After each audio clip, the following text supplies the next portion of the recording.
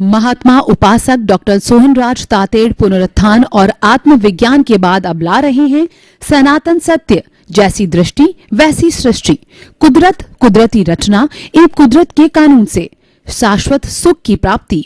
Log in करें www.drsohanrajtater.com, YouTube channel doctor Sohanraj Tated, play store से download करें mobile app doctor Sohanraj Tated. ओम शांति प्रभो, जय शांति प्रभो, पार्श्वनाथ वीर प्रभो। ओम शांति प्रभो, जय शांति प्रभो, पार्श्वनाथ वीर प्रभो। ये मेरे भीतर विराजमान शुद्ध आत्मा भगवान मुझे ऐसी शक्ति दो, जागृति दो कि मैं किसी को दोष ही नहीं देखूं। मेरा राग द्वेष हर क्षण घटता रहे, समता भाव बढ़ता रहे। मेरे द्वारा किसी को दुख न हो, मैं किसी के प्रति अभिप्राय और ओपिनियन नहीं दूं। मुझे हर जन्म में मोक्ष के कर्म मिले, मुझे हर जन्म में ज्ञानी पुरुष सद्गुरु मिले, ऐसा मुझे जागृति दो, मुझे कृपा करो, आशीर्वाद दो, शक्ति दो। भाई और बहनों, मातृशक्ति को नमन। आज का हमारा बहुत सुंदर विषय है कि जीवन की बहुमूल्य वस्तु। मैं आपसे प्रश्न करना चाहता हूं कि आपके जीवन की सबसे बहुमूल्य वस्तु क्या है? देखिए, अभी रूस और यूक्रेन के बीच के अंदर घमासान युद्ध हो रहा है और रूस लगातार कहता है कि हमें तो सैन्य ठिकाने, सुविधा वगैरह और बिल्डिंग वगैरह इनको गिरा करके जीत हासिल करनी है। हमें किसी मानव को मारना हमारा लक्ष्य नहीं है, और बीच बीच में वो छूट भी देते हैं ताकि लोग वहां से निकल जाए और वहां पर जन की हानि न हो। धन की हानि तो हो ही रही है, जो लड़ाई में तो लड्डू नहीं बढ़ते, तो वहां धन की तो हानि, लेकिन जन की हानि न हो। यानी वो जन को बहुमूल्य वस्तु मान रहे हैं, उनको बाहर निकाल रहे हैं। कई बार क्या होता है कि कहीं पर आग लग जाती है तो सबसे पहले हम कोशिश करते हैं कि हमारा परिवार जो है उसके बाहर निकल जाए, और ताकि क्या हम तो सुरक्षित रहें, क्योंकि हम स्वयं सबसे बड़े जीवन की बहुमूल्य वस्तु। अभी कोरोना जब आया था, हर व्यक्ति के दिमाग के अंदर एक बात आ गई थी कि प्रयास करके किसी न किसी तरीके से सावधानी बरत के इम्यूनिटी सिस्टम को बढ़ा के दवाई लेकर के हम जिंदे रहें, क्योंकि सांसा है जब तक, आशा आएगा जब हम ही नहीं रहेंगे तो दुनिया हमारे किस काम की। जब कभी भी तेज आग लग जाती है तब हम छोटे छोटे बच्चों को, बूढ़ों को बाहर निकालने की, खुद सुरक्षित होने की कोशिश करते हैं, क्योंकि हमारा जीवन है वो स्वयं बहुमूल्य होता है। और जब जीवन बहुमूल्य है तो उसके बाद के अंदर व्यक्ति अपने घर के अंदर जो बहुमूल्य वस्तु होती, ये होता है कि मुझे छोड़ के भागना है, तो घर में तो कई तरह की चीजें होती है, हर एक चीज मूल्यवान होती है। तो व्यक्ति कोई बहुत बड़ा धनाढ्य होता है तो हीरे, पन्ने, माणक, मोती जो सबसे ज्यादा बहुमूल्य होते हैं उनको निकाल करके वो साथ लेके जाता है, जो कि आराम से पॉकेट के अंदर आ सकते हैं, जिसकी वैल्यू करोड़ों की होती है। फिर वो नोटों को कहिए या जो है वो ऑर्नामेंट्स को कहिए, वो नहीं ले जाता कि उतना ले नहीं जा पाता है। तो जीवन की बहुमूल्य वस्तु क्या है, आज हमें ये सिद्ध करना है। इसके ऊपर हमें अपना पूरा ध्यान आकर्षित करना है, और फिर उस बहुमूल्य वस्तु को भूलना नहीं है, उसको हमेशा केंद्र में रखना है। यह जो है उसकी हमें उपासना करनी है भगवान रूप में मान करके। तो आगे चलिए, बहुमूल्य वस्तु की जो है बात चल पड़ी तो हर एक का अपना अपना अलग अलग दृष्टिकोण होता है। जो व्यक्ति लोभी होगा वो व्यक्ति धन को बहुमूल्य मानेगा, और जो कामी व्यक्ति होगा वह उसके सामने रूपवान स्त्री को मूल्य मानेगा। और अगर कोई डॉक्टर है तो किसी की जान बचाने को बहुमूल्य मानेगा। इसीलिए कहा गया है कि विषय नर की लालसा और पाम रोग की खाज, लोभी की धन लालसा और तीनों बेअंदाज। जो विषय नर, जो कि अय्यासी व्यक्ति होता है, विषय को सबसे ज्यादा इंपॉर्टेंस देता है। उसकी नजर में वही मूल्यवान वस्तु है, चाहे बर्बाद हो जावे, अपने वीर्य का वो हनन करे, लेकिन उसी को ही बहुमान देता है। और जो पाम रोग की खाज वाला व्यक्ति होता है वो खुजला रहता है, उसके खून निकल जाता है, पर उसको बहुमान देता है, उसी को ही बहुमूल्य मान करके खुल जाता रहता है। और लोभी व्यक्ति होता केवल धन को बहुमान्य देता है, उसको आवश्यकता हो या ना हो वह उसका जो है वह संग्रह करता ही रहता है। तो इस देखिए, हम आपको एक उदाहरण देवें। मान लीजिए एक अप्सरा स्त्री है, तो बहुत गोरी है, रूपवान है, और 3 उसके सामने दर्शक खड़े हैं। सबसे पहला दर्शक डॉक्टर है, तो वो इस दृष्टि से देखेगा ये हार्ड मांस का पुतला, इसके अंदर हार्ट है, लंग्स है, किडनी है, उत्सर्जन तंत्र है, ब्लड सर्कुलेशन है, इत्यादि चीजें जिससे उसका काम पड़ता है सर्जरी का या मेडिसिन का, वो उसका कहना है, उसका समवाय है ये। और एक जो दूसरा व्यक्ति जो है, जो कि कामुक व्यक्ति है, तो वो उसके खाली रूप को देखता है, उस पर लुब्ध होता है, और उसके साथ के अंदर वो कामना करता है। तीसरा एक संत पुरुष है, तो वह तो जो है वो कहता है ये बदबूदार हाड़ मांस का पुतला है, अगर इसकी चमड़ी हटा दी जाए तो इतनी बदबू आती है कि ये बेहोश हो जावे। तो ये तो जो है वो देहधारी है, नामधारी है, पैकिंग है, लेकिन इसके भीतर जो विराजमान शुद्ध आत्मा भगवान को मैं निर्दोष दृष्टि से दर्शन कर उसको नमन करता हूं। यानी संत पुरुष तो उसके भीतर जो प्रभु विराजमान है उसको इंपॉर्टेंस देता है। तो इन सब उदाहरणों के द्वारा हमको ये मालूम पड़ा कि हमारा जीवन बहुमूल्य है। तो व्यक्ति का, किसी भी व्यक्ति का, किसी भी प्राणी का जो है जीवन बहुमूल्य होता है। जीवन किसे कहते हैं कि जन्म से मृत्यु के बीच का जो लाइफ स्पान होता है वो जीवन कहलाता है, लाइफ कहलाता है। और उस लाइफ के अंदर बहुमूल्यवान वस्तु है, लेकिन उसमें बहुमूल्यवान क्या है वो हम देखना चाहते हैं। पूरा शरीर तो बहुमूल्यवान है नहीं है। देखिए, मनुष्य है, तो मनुष्य जो है जन्म लिया, पहले बालक था, और बालक से बड़ा होकर के वह किशोर बनता है। किशोर के बाद के अंदर वह प्रौढ़ होता है, प्रौढ़ के बाद के अंदर वह वृद्ध होता है और एक दिन चला जाता है। ये उसकी अवस्थाएं हैं, जीवन की अवस्था है। तो अवस्था तो बदलती रहती है, लेकिन जो इसके अंदर ऐसा कौन सा मुख्य तत्व है कि जिसकी हाजिरी से, जिसकी प्रेजेंस से जो है ये सब कुछ चल रहा है, तो वो तत्व है हमारा आत्म तत्व है, चेतन तत्व है। ये बहुमूल्यवान कैसे, मैं आपको बताना चाहता हूं। आत्म तत्व को मैंने एक माना, और एक मान करके ये बहुमूल्य कैसे है उसके लिए मैंने क्या, उसके पीछे 0 लगाया। एक के पीछे 0 लगा तो वह जो 0 है वो धन का है, 2 0 वो संपत्ति का है, तीसरा 0 जो है वो हमारे कहना चाहिए कि ऑर्नामेंट्स का है, चौथा 0 प्रॉपर्टी का है। इस तरीके से वह 10 गुना, 100 गुना, 1000 गुना, लाख गुना, करोड़ गुना बढ़ती गई, सब 0 लगते गए।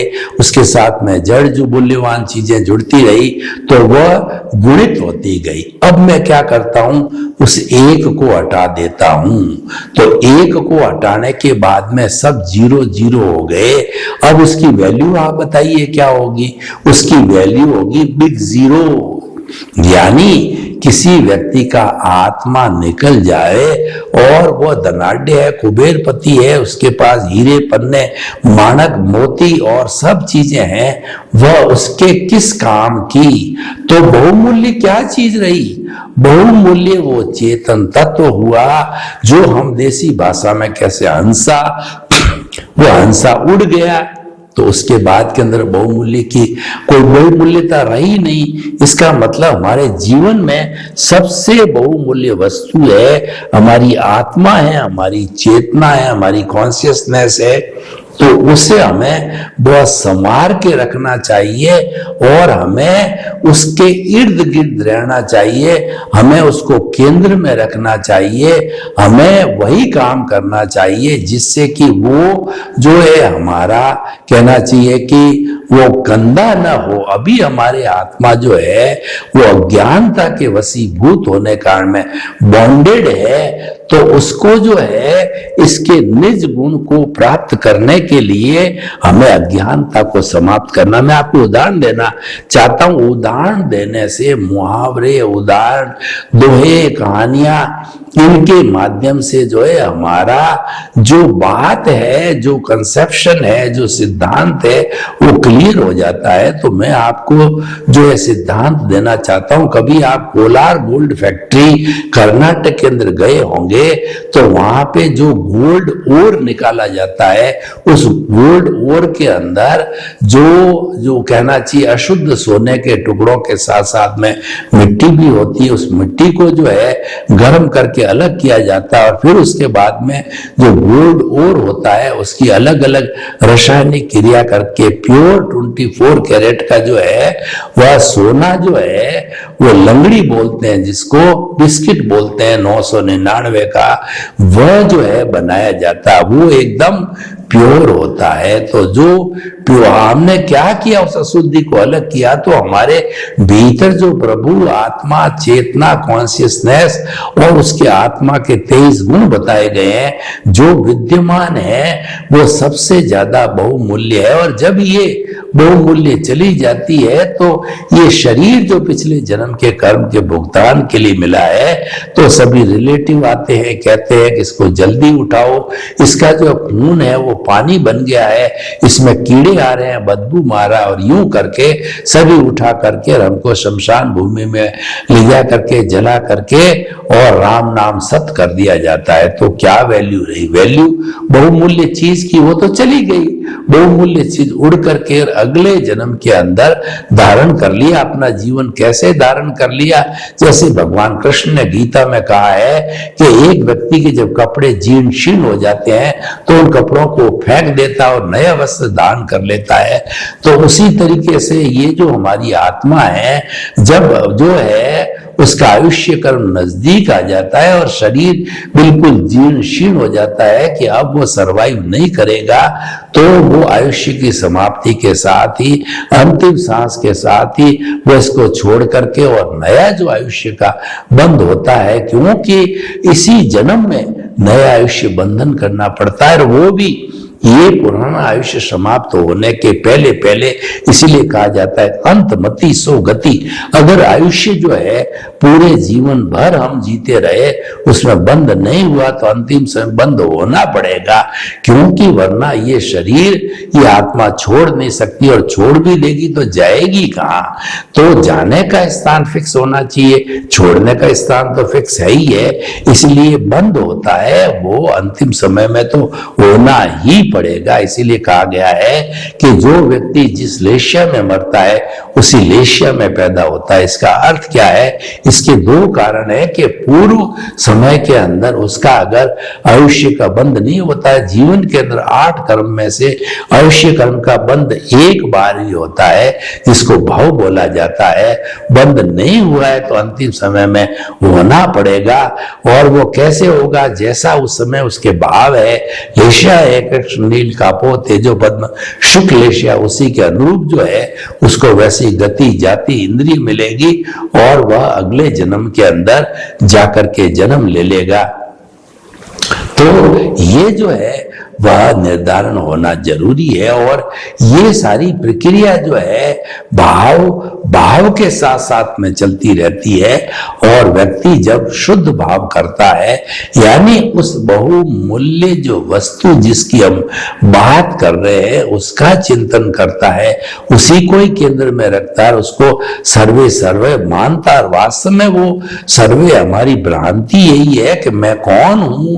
ये हमको जो है हमने ये मान रखा है कि मैं तो सोहन राज हूं और इस सोहन राज को चलाने वाला और इसकी क्रिएटर ऑपरेटर डिस्ट्रॉयर मैं खुद ही हूं। इसको चलाने वाला, भरण पोषण करने वाला, इसका पुरुषार्थ करने वाला मैं ही हूं। यानी कि मैं कौन हूं और इस जगत का संचालन करने वाला कौन है, ये दो बड़ी अज्ञानता होती। इस अज्ञानता के कारण जो है हमारा जो मूल अस्तित्व है, जो जीवन की बहुमूल्य वस्तु है, उसके जो अस्तित्व को हम भूल जाते हैं।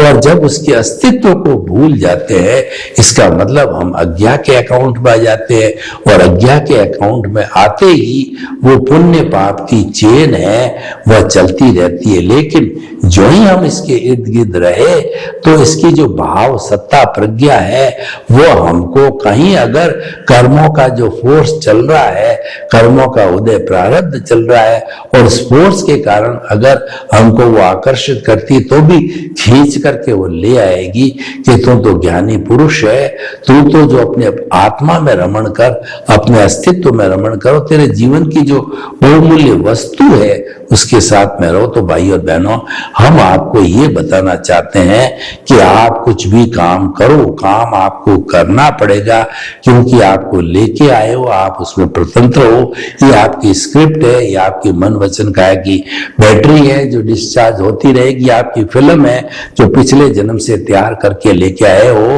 और ये आपका पिछले जन्म में जो आपने रिकॉर्ड, जो आपने जो कुछ भी जो है आंसर शीट कुदरत जो मालिक को दी, वो वही आपके जीवन की क्रिएटर ऑपरेटर और डिस्ट्रॉयर वही संजोग जुटाती है।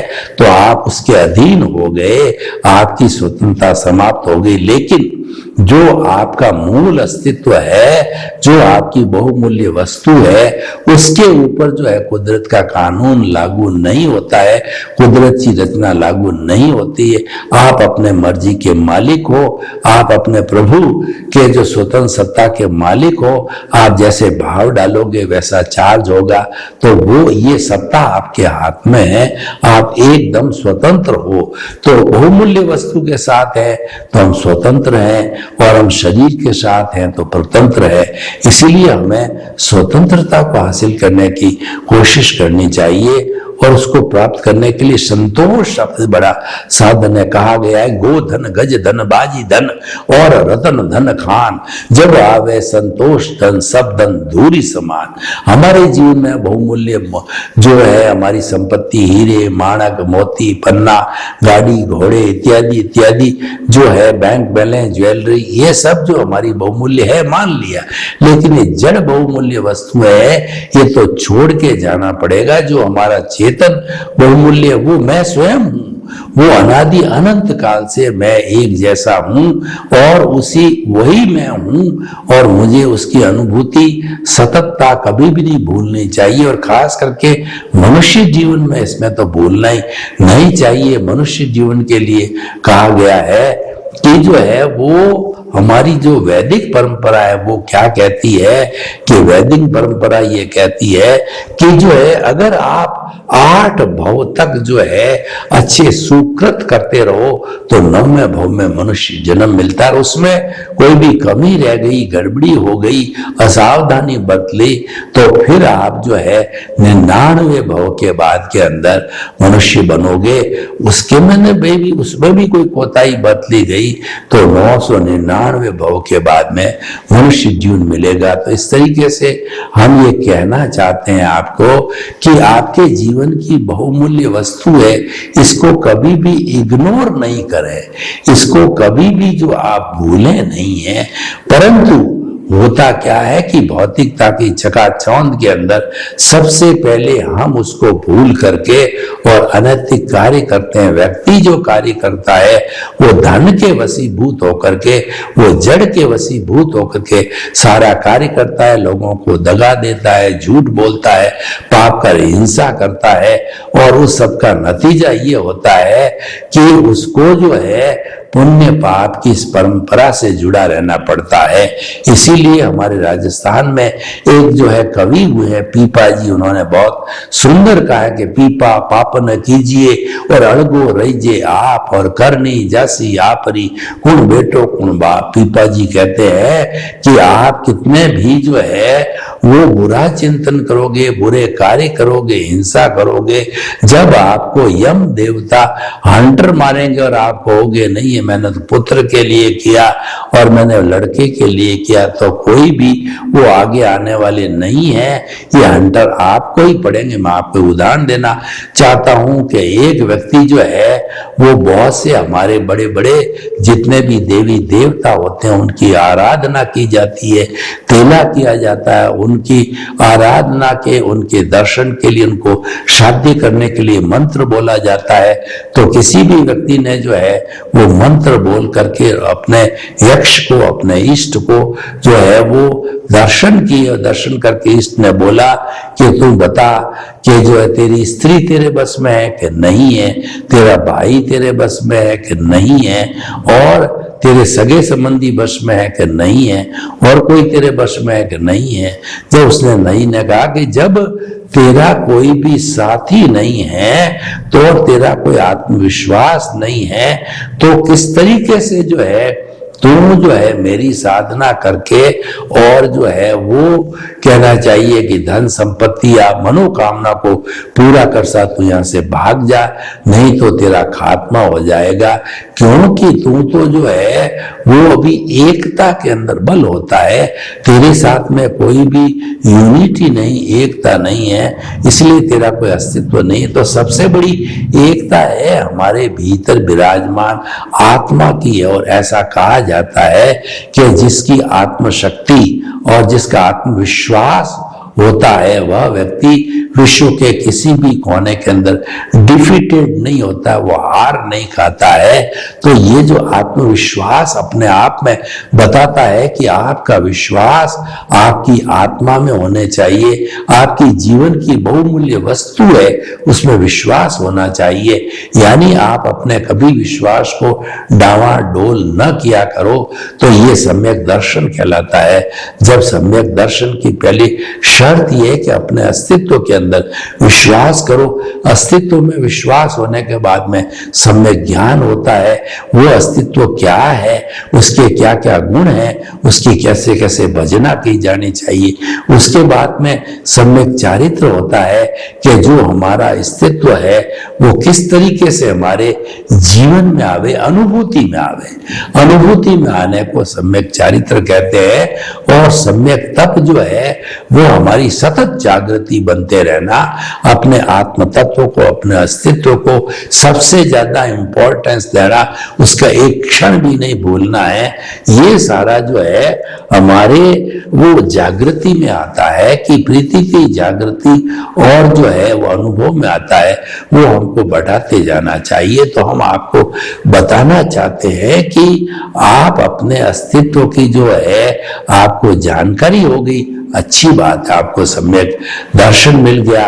अब आप उसका सम्यक ज्ञान करो, जागृति बनाते रहो कि आप जो है जागृति का अर्थ ये उसको भूलो नहीं, उसको हर क्षेत्र के अंदर फर्स्ट प्रायोरिटी दी जाए। आपके जीवन का कोई भी काम हो उसका परामर्श लिया करो, उसके जो है मेरिट डिमेरिट को देखा करो कि मेरी आत्मा जो है कलुषित तो नहीं होगी, तो मैं कोई अनैतिकता काम करता हूं, मेरी बदनामी तो नहीं होगी समाज में। उस कलुषिता को जो है आप भूलिए और जो वो कार्य मत कीजिए। और जो आत्मा का जो लक्षण की, आत्मा की तरक्की की बातें होती है वो जीवन में धारण करना चाहिए। जैसे किसी वो क्या बताया गया है, सबसे पहले जीवन में अकर्ता बनो, और दुनिया का कोई भी प्राणी, हर प्राणी को अकर्ता, निमित्त, निर्दोष और शुद्ध आत्मा समझो। किसी को दोषी मत समझो। दोषी वास्तव में होता ही नहीं है, क्योंकि जो व्यक्ति अपना जीवन जी रहा है उसकी भी बहुमूल्य वस्तु है। तो जीवन जीने का जो है वह अपने अपने कर्मों के अधीन जी रहा, उसमें आपका क्या योगदान है? कोई योगदान नहीं। तो किसी का जीव हनन करने का, उसको डिस्टर्ब करने का, उसके प्रति जो है वो आपको अभिप्राय ओपिनियन देने का आपको कोई अधिकार नहीं है। तो इसीलिए उसको आपको दोषी मानने का कोई अधिकार आपके पास है ही नहीं है।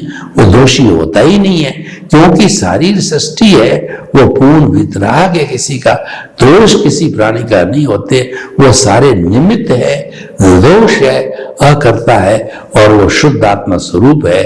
तो मैं भी निमित्त हूं, मैं भी निर्दोष हूं। लेकिन जो अज्ञानतावश जो है, मैंने मालिकी भाव और जो कहना चाहिए कि हमारा डूअरशिप और ऑनरशिप आने से ये जो है वो हमारा ब्लेम और क्लेम हो जाता है, वो हमारे कर्म का बंधन होता है, उसी को हम अज्ञानता कहते हैं। तो हम आपको बताना चाहते हैं कि हमारे जीवन की सबसे बहुमूल्य वस्तु जिसको हमें कभी नहीं भूलना चाहिए वो हमारी चेतना है, कॉन्शियसनेस है। और जब ये शुद्ध अवस्था में चली जाती है तो वही ईश्वर है। हम ईश्वर प्राणी ध्यान करते हैं, हम ईश्वर को स्मरण करते हैं, ईश्वर को याद करते हैं। तो वो क्यों किया जाता है कि वो सबसे ज्यादा बहुमूल्यवान वस्तु होती है, वही ईश्वर कहलाती है।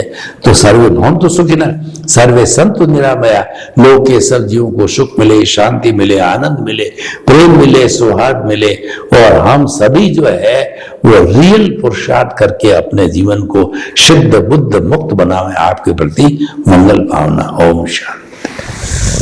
महात्मा उपासक डॉक्टर सोहनराज तातेड़ पुनरुत्थान और आत्मविज्ञान के बाद अब ला रहे हैं सनातन सत्य, जैसी दृष्टि वैसी सृष्टि, कुदरत कुदरती रचना एवं कुदरत के कानून से शाश्वत सुख की प्राप्ति। लॉग इन करें www.drsohanrajtater.com, YouTube channel doctor Sohanraj Tated, play store से डाउनलोड करें mobile app doctor Sohanraj Tated.